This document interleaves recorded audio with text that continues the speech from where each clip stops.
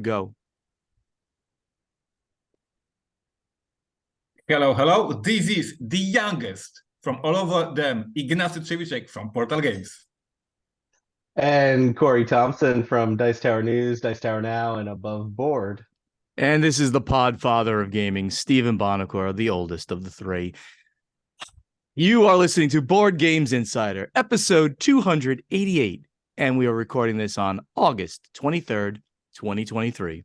Board Games Insider is a proud member of the Dice Tower Network, and as our viewers can see, I am not at home in my office, but rather I am in New Jersey, staying at my mother's house for a few days until I go on a cruise from here through New England into Canada, a lovely 9-night cruise with 18 gamer friends and their adult kids from New Jersey, and nowhere in sight is a Tom Vassell. Gentlemen, good to see you, and happy birthday to Corey. That's why we all gave our ages in order there. So how's everybody doing? Thank you. How y'all doing? I have a question. Can we start a file, like Google Docs file, where we will mark days where you are at home and days where you're away? Because I'm really, really looking forward to the final stats after the year, how much time you spend at home and how much you're spending outside home. I want to see that graph. I will. I could easly create that. It's kind of, you're right. I look at my Yahoo account. I keep it on Yahoo because I'm old, right? So I could easily go there and go through it. And Paul and I did that once. It's astonishing. It literally is astonishing how much time I'm not at home. It could be cheaper for you to just have Airbnb for 3 weeks in Florida, and you don't need a house. Maybe I sell the house. I'll make a lot of money and just Airbnb myself around the world. I think that's a great. Ignacy, what's happening? Come on, bring us in here. Bring us to serious. What's happening at the very important publishing company of Portal Games? Yes, for those who still have to work hard to be on the yacht later on in their life, we are preparing for Essen. Obviously, Essen, we just finished, we as an industry just finished Operation Gen Con. That leads us obviously to Operation Essen, the biggest event in Europe, and for Portal Games, as I mentioned many times in this podcast this year, the most important event for us, because we decided to not go for Gen Con this year, but to go for Essen. So yeah, this week we opened pre-orders for Imperial Miners, our Essen release. So I strongly recommend to check out portalgamesus.com, visit our web store, see the promos, the mini expansions that we have for you, and hopefully pre-order. We appreciate if you pre-order from us, directly from us. As always, we as a publisher will ship to you 2 weeks before the street date, so you will be able to play Imperial Miners before even Essen. And this for our American customers. For customers in Europe, obviously you can pre-order regularly and we will ship to you before Essen, or you can choose the option pick at Essen, and therefore you will not pay for the shipping because you will just pick up from our booth. And additional note, only for our fans in Europe, we have in our web store offer from our friends from the smaller publishers, and we have 2 other games that you can pre-order as a pack along with Imperial Miners. One is a Table Golf Association, amazing fun dexterity game about playing golf. I love it. It's amazing. I met the designer and publisher at the Dice Tower Con. I loved the game. I played with him, and I decided I will help him bring this game to Essen, so we have some copies for Essen. And we also have a great deduction game from the small publisher in Poland, AI. Also strong recommendation. As I said, there is no logo of Portal Games. This is not my game, my company's, but I recommend. It is a small company from Poland. They have a brilliant design, and you can pre-order from our website. Yes. And you said that's a game about golf, like Arnold Palmer and those kind of things. That's golf. I played it. It's so amazing. It's so fun. That sounds awesome, man. And it's not even yours. You're just doing it for another publisher. He is publisher from America. He was presenting the game at the Dice Tower Con. I played the game at the Dice Tower Con. I fell in love with this game. I asked him if he has a booth at Essen. He said he doesn't have a booth at Essen. I said, you have now. And I'm bringing some copies for him. It's just pure fascination of the game. Like, I want some gamers from Europe who love dexterity games to have a chance to buy this game. I love dexterity. That's awesome. Yeah. That's very nice of you. On a business note, so once again, go to our website, portalgamesus.com, check out the pre-orders. For the things that are selling out. We just sold out this treasure chest for Robinson Crusoe. This is the expansion for Robinson Crusoe. We won't have it this year anymore, so this is not good for me to don't have it in Q3 and Q4, but it's good for me to sell out, obviously.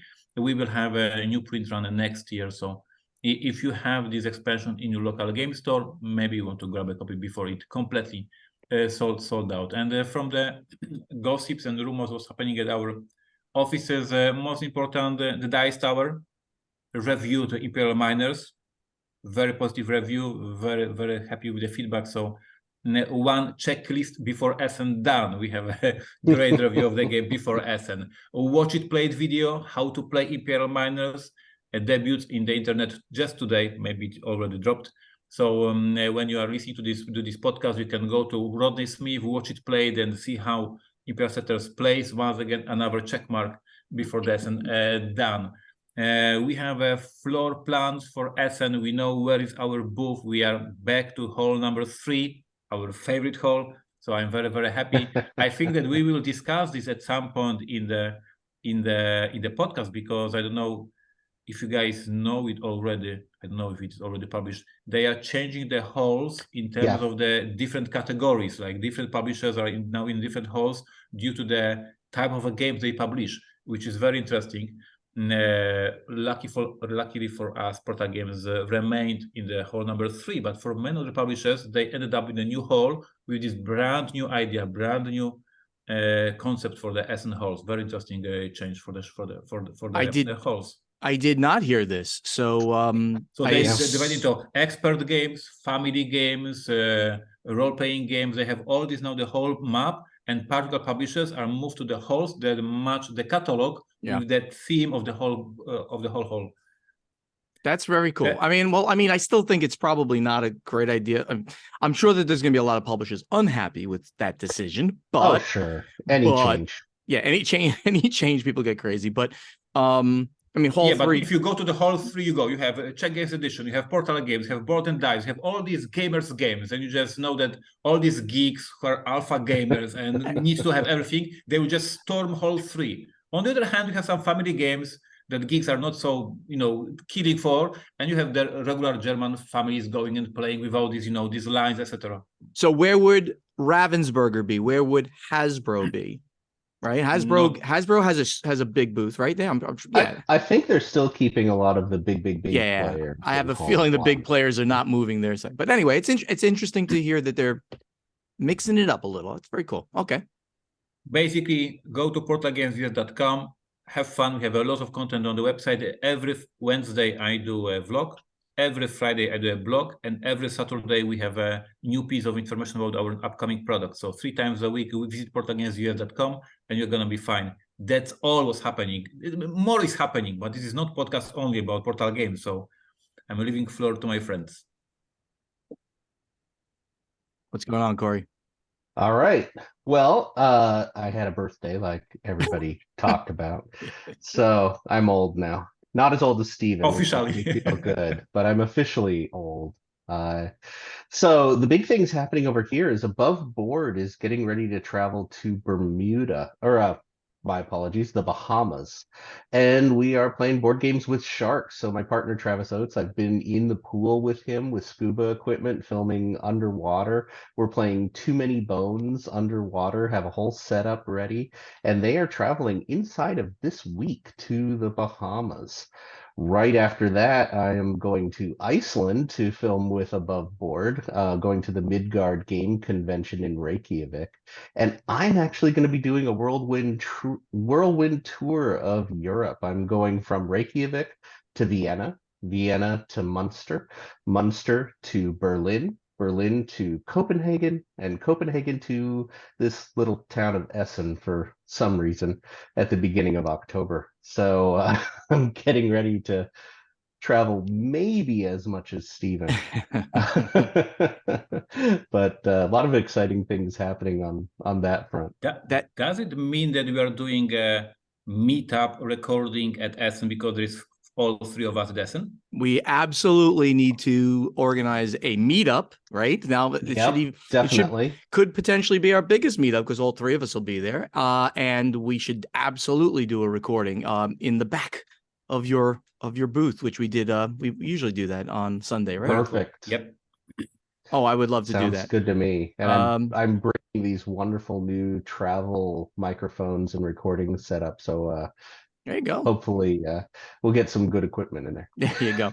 Ignacy, if you could figure out a time for us to Yes, do the actual I will. meetup, and then a time for us to do the recording, which we usually do on Sunday. So if you can figure that out, because it's your booth, your space, so Yep. that'd be Yep. cool.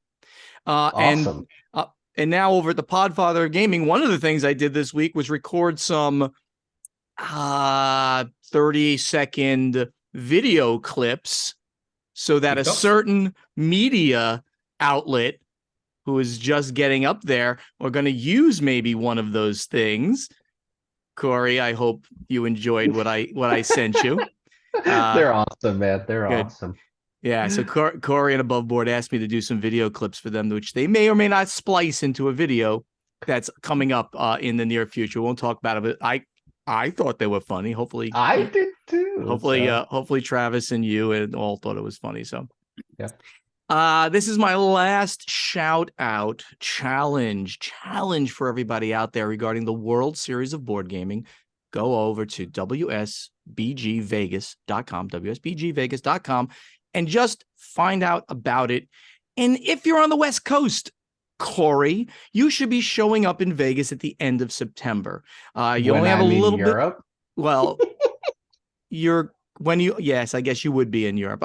You're a creep. But everybody else out there, or if you're on the East Coast, of course, as well. But you have only a few weeks left. It's not all about the tournaments, though it is mostly. You could have one guy in your game group, a woman in your game group, play in the tournaments, and you're part of that coterie, and you can play in the outer ring. You can play the open gaming. So there's a whole big thing. We're going to be hitting like 1,600 people this year. It's going to be, it's really getting up there. Still giving away $25,000 to the world champion of board gaming by the end of this convention. Going to be amazing. Go check it out, wsbgvegas.com. And if you want to go and you want to get the 4 event or play and stay ticket, use code PODFATHER to get $40 off that ticket. Otherwise, what's happening over here is I just finished a trip. I'm on this 2-week trip right now, which is going to end, so to speak, for the 9 days. I'm going to be going from here in New Jersey, up New England, into Canada, and back with some of my oldest friends in New Jersey. Really exciting. But before this, Paula and I were in Nashville, Tennessee, and we were hanging out for a while with Mr. Eric Link, very big friend of the show, very good friend of Ignacy's, who's done work for Ignacy, as well as the Dice Tower. Eric is an amazing guy. He took us out to his favorite places for food, his favorite places for music. And I can't tell you how cool it was. We went to this place called the House of Cards, which just opened up within the last year. It's essentially a dinner with a magic show. Multiple close-up magicians. You go as you're having dinner after you eat. You go and you see some close-up magic at 2 different magicians. Then you go in for an actual show with someone on stage. It was so amazing and fun. If you're ever in Nashville, Tennessee, it's inside. It's like a speakeasy almost. You have to say, yeah, I'm here for the House of Cards. And then you go and they open this wall opens up and you walk down these stairs. It's pretty cool. If you're ever in Nashville, go for the music, go for the food, and go to see the House of Cards inside the Johnny Cash Museum. After that, after the cruise, one day at home, and then we roll into Dice Tower Retreat. None of you guys will be there, but it's going to be fun, of course. And that's it over here. Let's get over to the event deck. So it was a pretty light week, gentlemen, in the world of gaming news. But one of the most important things is that Embracer released its first quarter sales. They're on a different fiscal year versus the calendar year. So their first quarter is April through June, and it was an up quarter for them, but their margins were down. And the actual numbers were due to the rising expenses. Their sales were at $293 million US, which were up from the 245 million from a year ago. So that's a 20% increase right there. Their organic growth was at 9%, but their bottom line dropped. Their adjusted EBITDA, or EBIT, they were saying, they don't add the A into that for some reason, was down over 50% from 41 million to $19 million. And then they broke it into the various pieces of Embracer, with a lot of money coming from their licensing, their entertainment and services segment. And they specifically called out Magic the Gathering, Lord of the Rings, Tales of Middle-earth as being a big contributor to their, their amount of money they're bringing in under their licensing. So this is good news, mostly, that we're seeing that their sales are going back up, because they had reported last year that they had a down year, significantly down year. So it's good to see that it's going back up. Absolutely. It's Embracer has been just such a roller coaster of a story. We had reported last time that the Saudi firm Savvy had this deal with Embracer going on, that had fallen through, the $2 billion deal. I just wanted to throw out there that there was a news article. I couldn't quite come up with it last week, but back in June of 22, a year ago, Savvy actually invested into the Embracer Group with $1 billion in stock. So it's just an interesting part of the story that they are a main investor within Embracer. Mm-hmm. Exactly. So, yep. So this I'm very happy to be friendly competitor with them. So I had thrown in a couple news stories last minute. Yeah, tell us about the latest update in the Magic the Gathering card heist at Gen Con.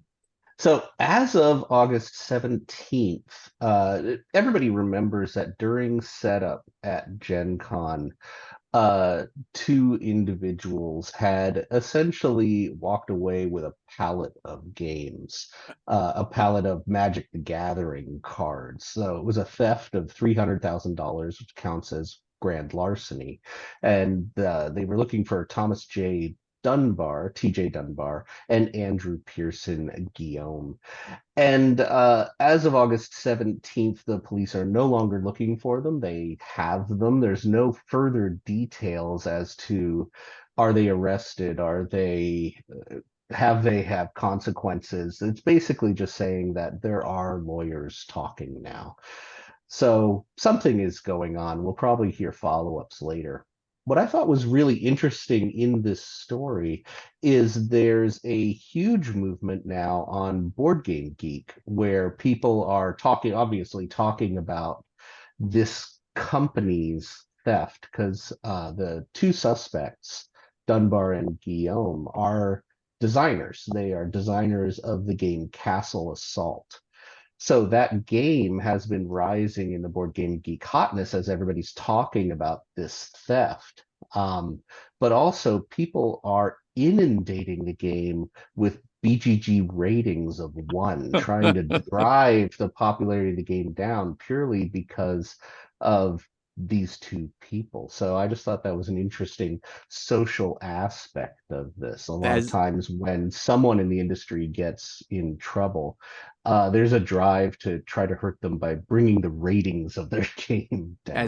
As geeks will do, they assault BGG with some of their ratings of 1s or 10s, as the case may be. But it looks like, while you said that they're no longer being sought, the lawyers for these guys are in touch with the police, and they will be bringing a case against them. It's just that they're not. Oh yeah. They now know that the lawyers are in touch, so the lawyers are now responsible for these guys, essentially. So they're gonna be charged without a doubt. Bad on them. I'm really curious whether there'll be a public they're charged and here's the case, or whether it'll all be settled behind closed doors and something happens that we just don't hear about. No. Well, in most, we're going to hear about how this happens, and even if all the cards are returned, there's going to be something is going to happen. I mean, you don't just get off, oh well, I stole them, but here's them back. You're going to be fined at least. right? I mean, Oh, sure. It's just at a question of least. whether we hear about it. Yeah, we're going to hear about it. Well, the Board Games Insider investigative reporter Stephen Bonacore will find out about this. It's a guarantee. All right. You also put in Hasbro Women Innovators of Play. This is a great one. This was actually posted in the Podfather of Gaming group yesterday by Tanya Thompson, who is a senior person over at Hasbro and a good friend of the show. And she posted about this thing that she's been working on inside Hasbro for a while, and now it's coming to fruition. Corey? Yeah, this is the first, the inaugural and hopefully annual Hasbro's first Women Innovators of Play. It's a virtual global event on September 12th. It's free to attend. You just need to register. They've got a program put together that looks absolutely amazing. So many really talented people speaking. There's going to be Elizabeth Hargrave, obviously the designer of Wingspan, and Tanya, like you said. Tanya Thompson is senior director in inventor relations, and is a good friend. And I just cannot say enough how wonderful a person Tanya is. She's so good at what she does. She's so smart, so brilliant. I need to throw in this aside. A lot of people don't know, but there is a gathering of friends type of inside convention for the math world. It's called the Gathering of Gardner, and it's a place where Field Award winners and these absolutely ridiculously intelligent people in math get together and just talk about math puzzles. And Tanya's been a regular goer to this convention forever. She's just so brilliant. Other speakers are Ajel Wade, Kate Faconis, Jennifer Boswinkle, Cynthia Williams, Aisha Tyler, Kim Boyd, Eleanor Black, all absolutely amazing speakers, and it looks like this is going to be a really cool group of talks going on. So Women Innovators of a free event. This is online event, correct? Yeah. Online free. So everybody of our listeners can participate. Absolutely. Go to spark.hasbro.com/women innovators. That is all very the cool. Details are there. Just register and it's a free event. And I have registered as you were speaking. I am registered now. I'm going to be away, but I'm going to try to pop in there during the cruise. Me too. It sounds absolutely amazing. Yeah. Very, very cool. And that's it. We have a very light news week. So let's get over to strategy and tactics. All right. So as we reported last week, the contest is over. I have not yet, because I'm a slacker, reached out to everybody about the prizes. But that episode just dropped today anyway, so people will be hearing about it today. So I'll get an email out to everybody who won, who we announced at the last episode. 10 winners, because Corey came in with extra merchandise there for Above Board TV right at the end. Got another company, man. That's right. It's awesome. So thank you all for participating in the contest, of course. Congratulations to the winners. And I see Corey's holding up his Above Board cup. Very nice. Always shilling for the company. Yeah. Let's talk about some new questions here. Mario Souza, who's MSM_Spider_89. I haven't heard the last episode yet. Well, I'm sure you've heard it by now.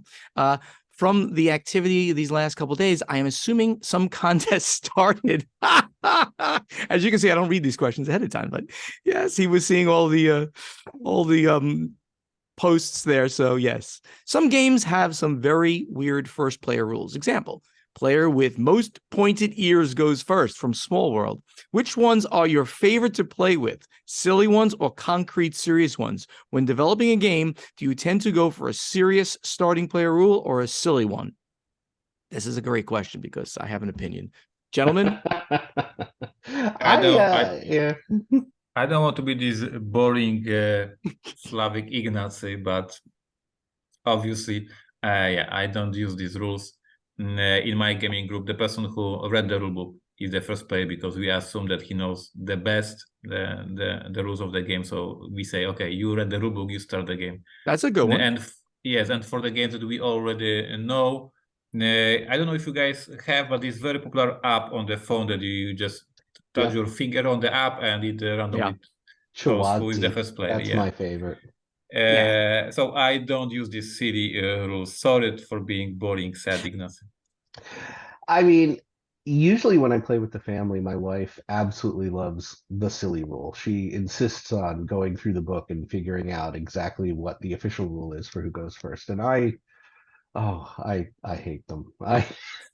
I kind of agree with Ignacy that whoever reads it, whoever knows it, whoever taught it should go first. And actually, there's a few games where the silly rule written in there is that whoever is reading this goes first. And I just smile when that's the official rule. That makes me so happy. So I love seeing the silly rule in there.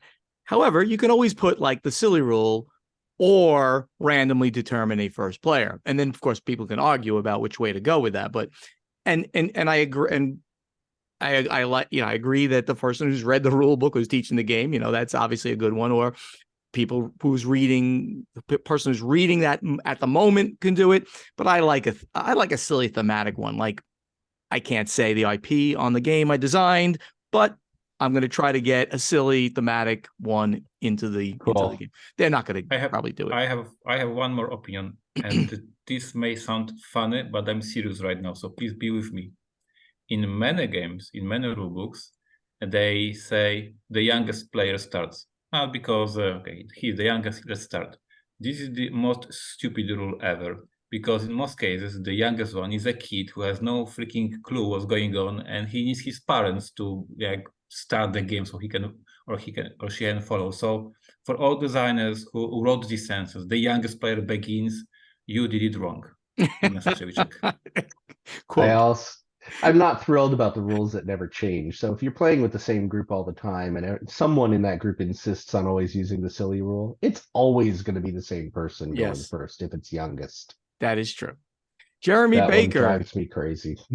Jeremy Baker, fan of the show. How's it going, Jeremy?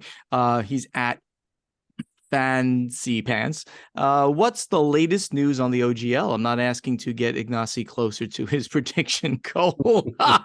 That's right. One of the predictions was it's going to be mentioned X number of times. I think we reported something. This is a great question, but it's a great question that he makes a point that the whole thing just silenced, right? Am I right? No. Well, we did report. It's still going on. Well, Corey, I think we reported about 3 or so weeks ago that the orc is now in place. Now that's the Pathfinder version of the OGL. So I think at this point we're not going to hear much more about it, right? Because now you have a choice. You can use the OGL, whatever they're calling it, 1.0A or 2 or whatever, or you can use the Pathfinder orc. So I think really it's died down. Another interesting side of this is at Gen Con, a lot of people were kind of talking about the Dungeons and Dragons apology tour.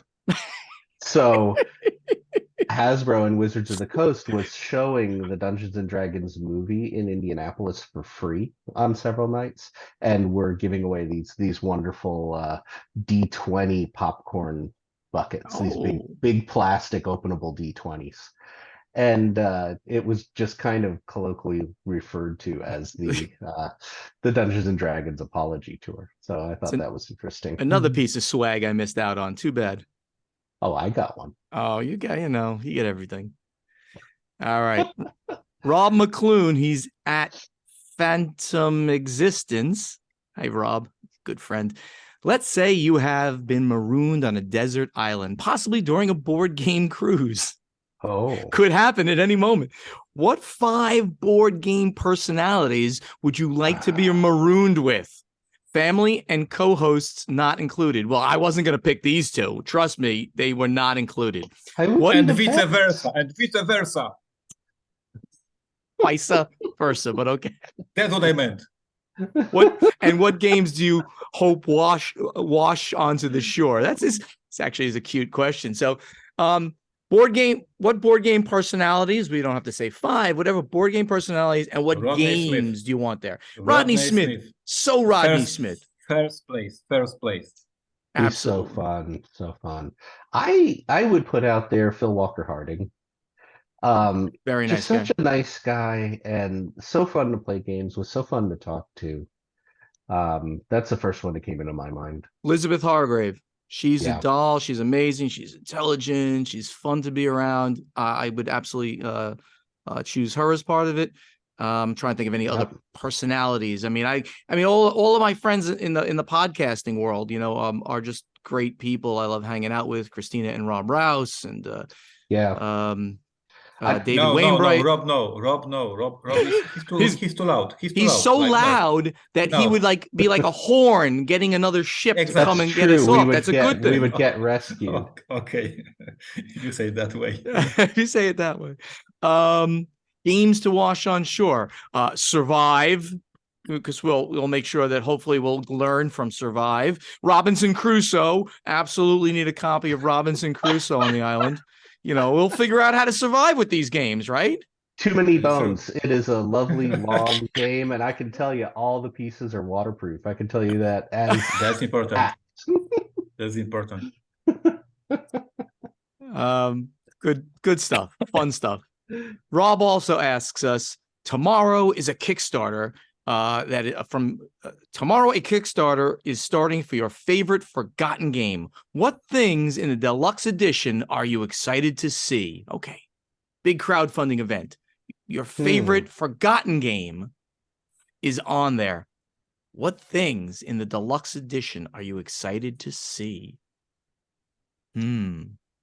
I really like the concept of box to play very quickly. So when a deluxe edition has individual storage bins that are well organized, and player one gets this bin and player two gets this bin, and here's a bin of shared components that pass around the table. It's really, Game Trays is kind of the master of that, but a lot of companies are doing it now. That would be the one I'm most excited about. That's a good one. I don't want to be embarrassing, but if you're talking about my favorite game that is forgotten by the industry, which is a Mall of Horror, now, I would need more miniatures. I'm sorry to say that, but yes, minis are cool. I paint minis. I'm an all-time wargamer. So Mall of Horror, it doesn't need miniatures, but if you're talking about being crazy, I would have them. That's a good one. You know, I don't know. I can't even think of it because I'm even trying to think of a forgotten game that I want. Oh, I can think of one that might be on its way back. War of the Ring. Well, no, but it's not a forgotten game. Like, okay, I'll tell you. I mean, because I have a little inside info, but I can't go too far. Like, you guys remember Tales of the Arabian Nights, of course, right? That storytelling paragraph game book. That's public knowledge. Where is it public knowledge that there's something happening with it? I forgot. Maybe. Okay. Well, there's going to be a new edition. I've done news stories on it publicly. On a different IP, a different public IP.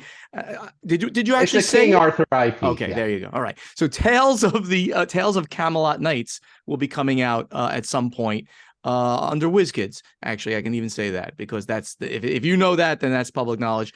I've done the story. Yeah. I can't wait for this game, number one. And number two, yes, miniatures, some other cool bits that you can put, and I've played the game, actually. I played the prototype for the game, and it is amazing. It corrects every dumb thing that used to happen in Arabian Nights, which I still love that game, but it was added some skill. Arabian Nights was so ridiculously random. Like, you walk up to a beggar, the beggar's asking you for money. Do you give him some money? Okay, yes, you give him some money. The beggar beats you up. You're now bloody and stuff. Like what? Why did that happen? It doesn't make any sense. But this really has a real beautiful storyline behind it. All the Arthurian Night stuff. I can't wait for that. So that blinged out they may or may not do that. I don't know what their plans for that part is, but that game is coming out, and I am the first buyer of that game. Rob now also asks, why is the prize for your contest not a T-shirt with the three of you in the Mount Rushmore pose? Yeah, he meant Mount Rushmore. Or better yet, dressed like the three Amigos. Oh my goodness. Rob, you may have just given us an amazing You, idea. you don't want this on No, a no, t-shirt. Midjourney is already doing that. We already asked AI to create it as a beautiful pictures. Yes, it's coming to the next season, right? Oh no. That'll be the next season. Us t-shirt.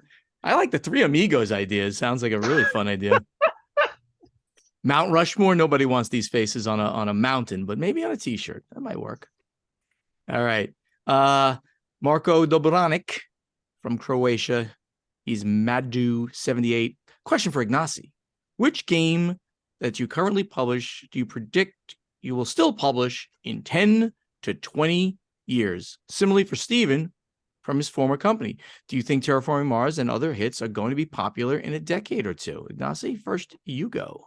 That is a super interesting question, and I would say that it could pull off the whole episode of our podcast if we look into this very, very interesting. So the lifetime of the board game. So for us, for the publishers, if we have an evergreen, we pray that this evergreen will be evergreen for the years to come. And then if we ask about the 10 or 20 years and you think, no, there is no way that my game will be selling in 20 years, it is impossible.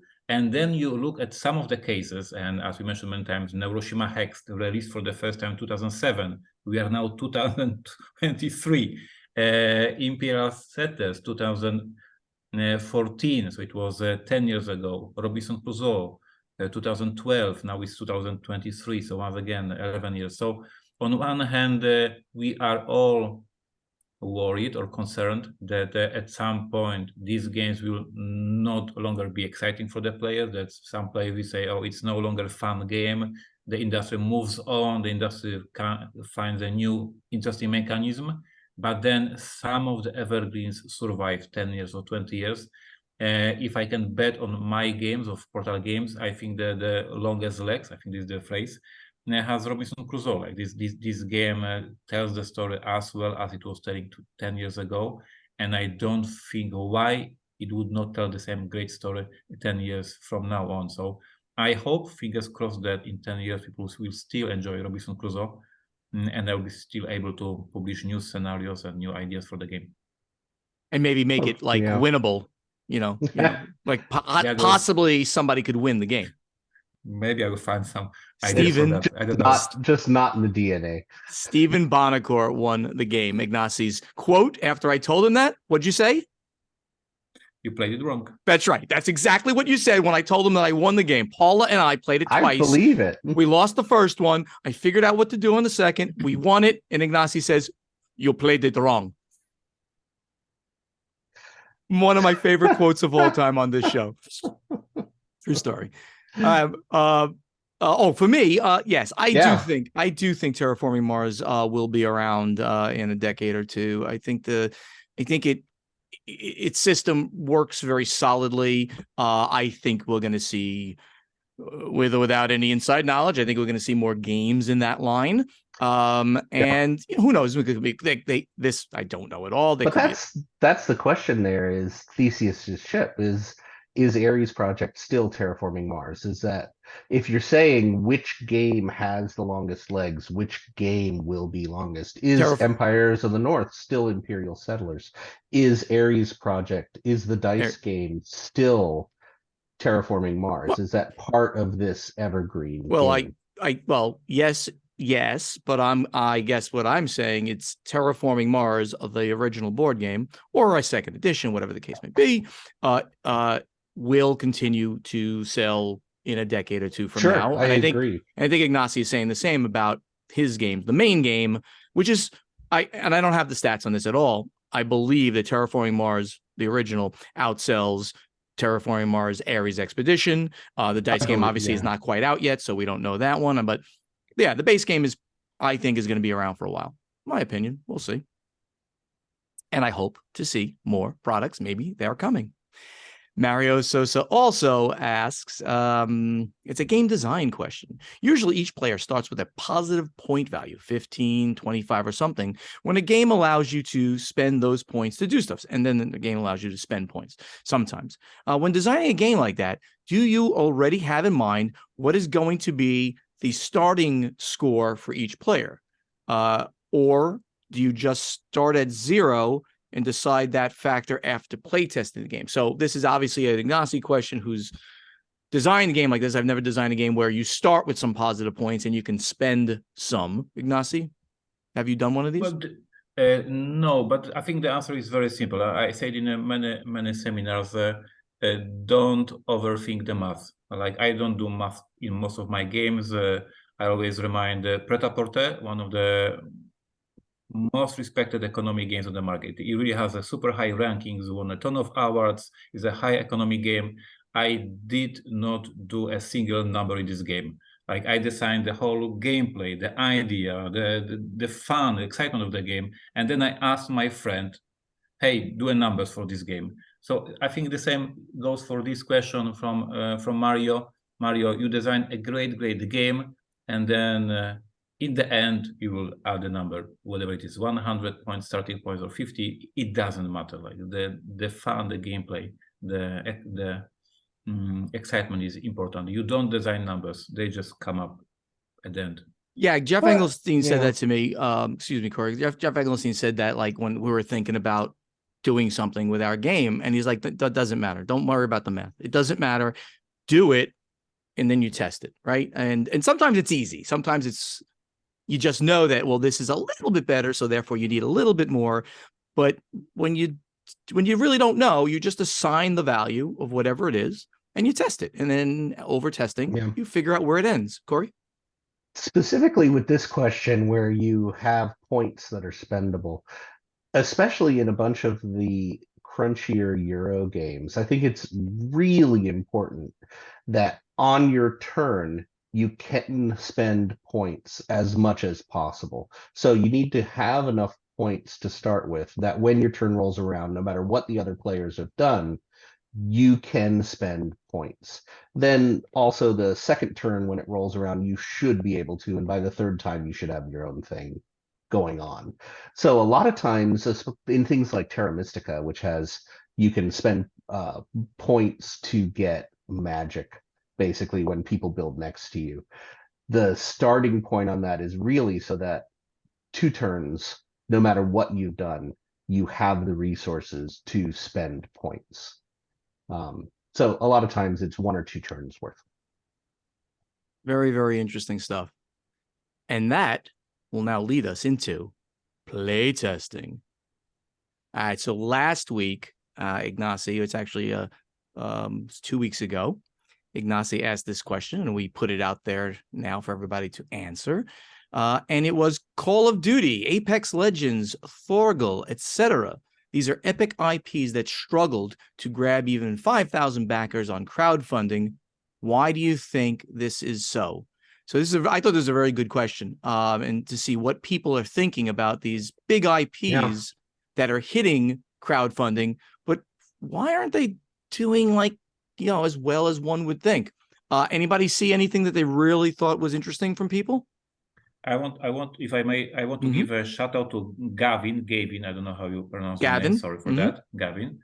He said, I'm going to say that 5,000 backers is actually a pretty good result for the Kickstarter.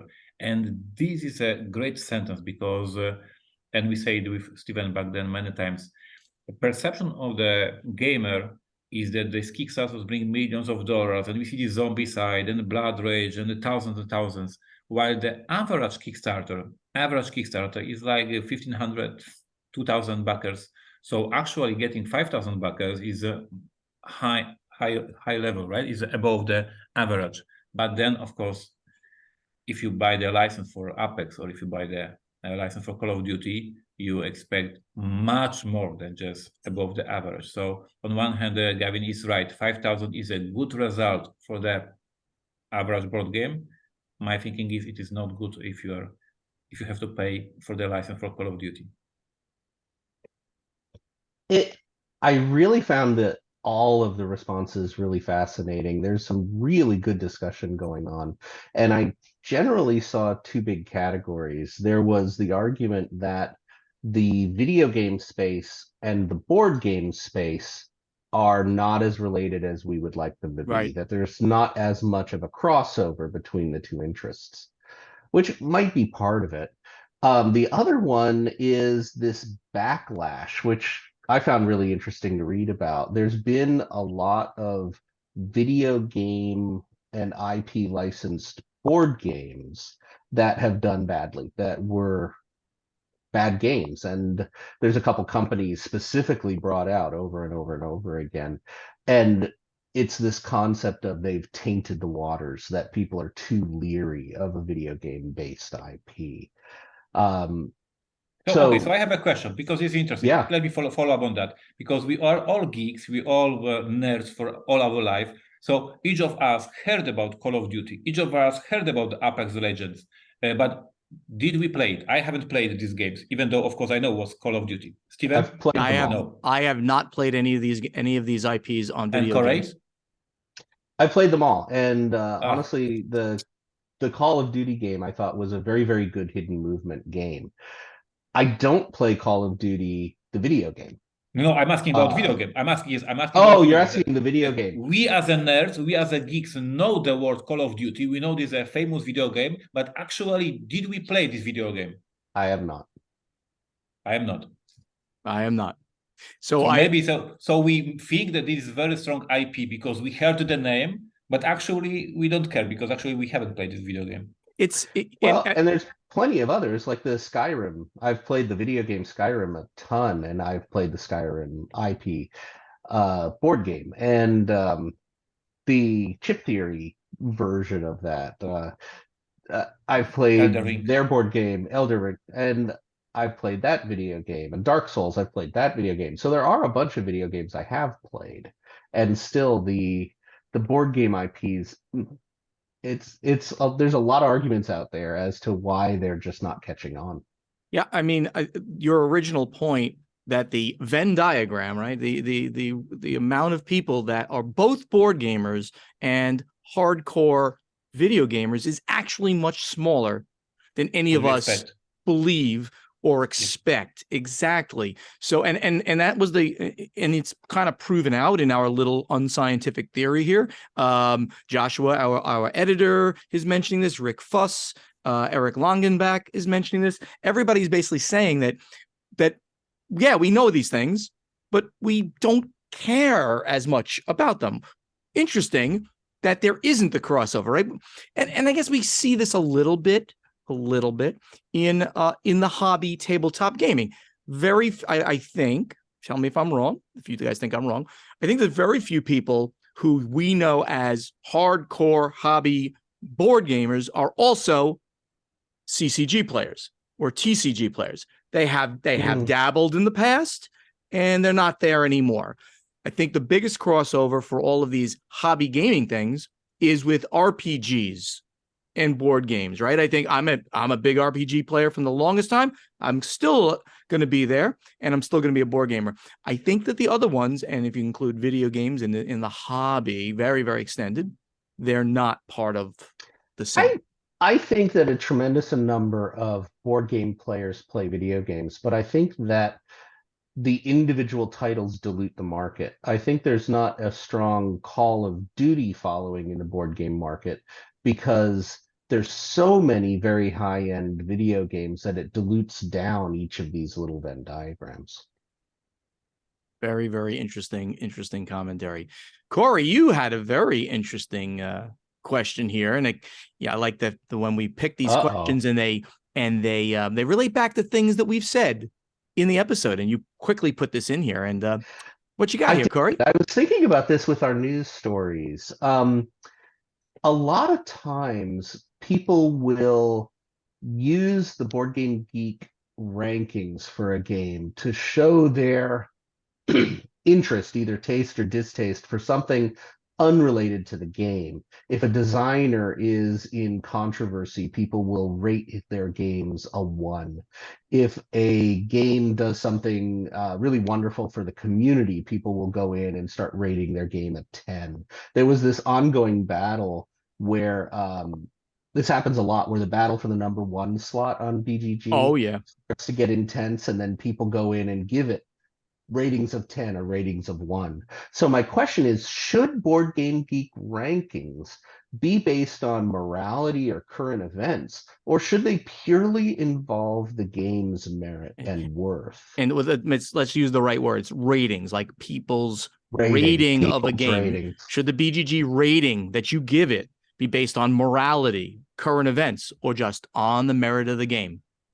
Right. I have two opinions. I have one strong opinion. I have one strong opinion. You'll go first. Go ahead. Me as a designer and publisher, obviously I hate when things that are not connected to my work influence my work. So if somebody thinks that Ignacy is a jerk and gives a 1 to the Robinson Crusoe, I don't like it, and I think this is very, very bad. And this is my one opinion. My second opinion is that this is the amazing way to show some sort, I don't know if it is the right word, you guys can help me translate my thoughts in English, like a democracy, like they have the vote. Players have their vote and they manifest what they want to show. Democracy. And this is like, I think this is a pure democracy effort. Like the community can show their will and their thoughts. Yeah. And so on one hand, I don't like this. On the other hand, I respect that this is interesting concept. It's definitely turned into kind of a fan structure. Like my favorite game is this one, and I will give it big, huge ratings no matter what, because I'm a fan. Well, okay. So my very strong opinion is I will always separate the art from the artist, right? I mean, this game, I've never played Castle Assault. I mean, if we're using that as the example, I never played this game, so I'm not going to rate it. I'm going to start with that. I'm not rating a game I never played. Never heard the rules. I don't know this game. Not rating this game. Let's assume I played it. I'm not going to rate it a 1 because these two jackass designers stole Magic cards. If they did it, allegedly, if they did it, I hope they go to jail.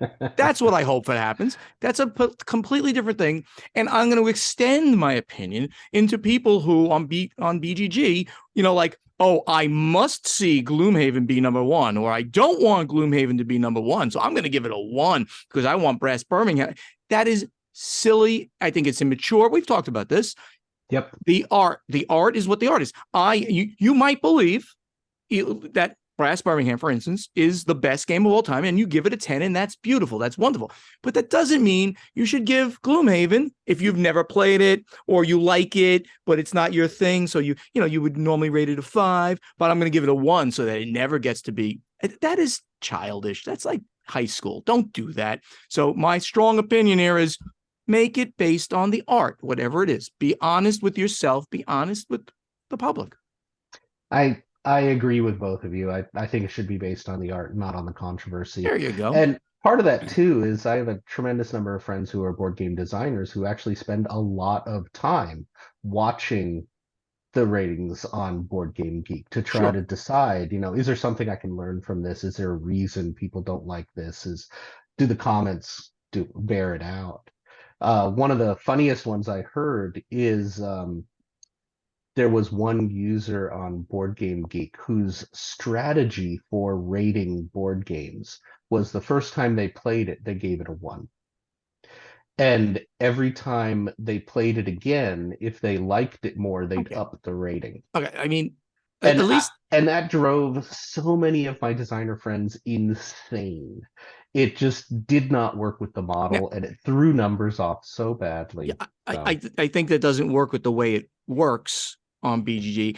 But I'm going to say that if you're A, consistent, and B, you also will play a game 10 times. Right, that you'd have to also commit to playing every game because, okay, I rated it a 1. I play it again. Oh, no, it's obviously high. I rated it a 2. I play it again. It's obviously 3. And as long as you'll play it the 10 times to make it potentially get to be, a really good game. Okay. Otherwise, I disagree with the system entirely. It's the whole thing. Use it personally. Don't put it on this public forum where the numbers actually start to matter. Yeah. Okay. Anyway, right now, as I'm speaking, Ignacy is copying. He's copying. True, but I will do it in a moment. He's going to do it. He's going to create a thread right now on Board Game Geek for you to go there and answer this question. And then we'll take some of your answers next time. In the meantime, the final scoring. Thank you all so much for listening, and help us spread the word about this podcast by telling your friends to download Board Games Insider wherever they like to get their podcasts, or watch it on the Podfather of Gaming YouTube channel.